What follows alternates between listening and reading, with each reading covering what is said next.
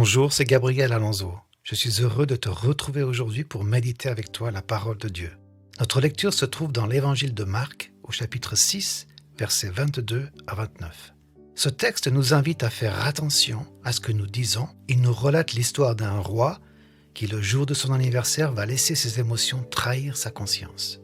La fille d'Hérodias entra dans la salle. Elle dansa et plut à Hérode et à ses convives.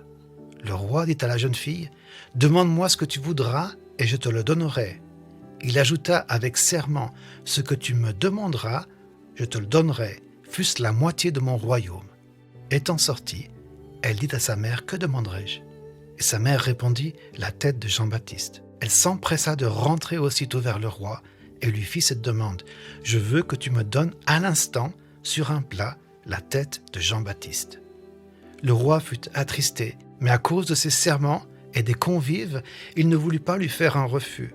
Il envoya sur-le-champ un garde avec ordre d'apporter la tête de Jean-Baptiste. Le garde alla décapiter Jean dans la prison et apporta la tête sur un plat. Il la donna à la jeune fille et la jeune fille la donna à sa mère. Les disciples de Jean ayant appris cela vinrent prendre son corps et le mirent dans un sépulcre.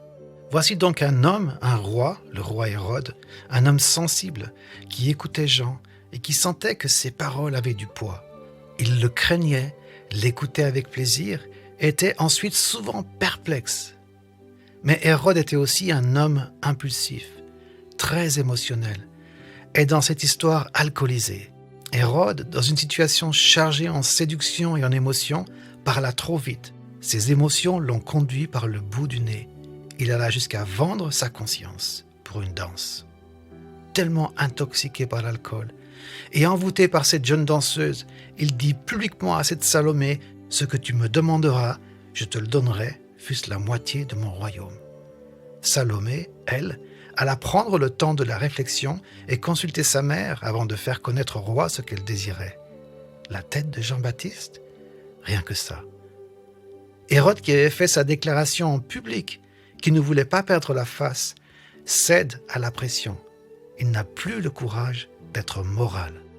Cet épisode n'est pas sans rappeler celui de ce héros du livre des juges, Jephthé, qui fit un vœu à l'Éternel avant la bataille et dit « Si tu livres entre mes mains les fils d'Ammon, quiconque sortira des portes de ma maison au devant de moi, à mon heureux retour de chez les fils d'Ammon, sera consacré à l'Éternel et je l'offrirai en holocauste. » Jephthé retourna dans sa maison à Mitzpa, victorieux. Sa fille sortit au devant de lui avec des tambourins et des danses, et dès qu'il la vit, il déchira ses vêtements. La Bible dit pourtant que l'Esprit de l'Éternel fut sur Jephthé. Ça ne l'a pas empêché d'être stupide. Certains d'entre nous, émotifs, artistes, sensibles, combien nous avons besoin de nous soumettre à l'Esprit de Dieu. Ésaïe 58 parle du jeûne où l'âme est humiliée, où les émotions sont asservies à l'Esprit de Dieu.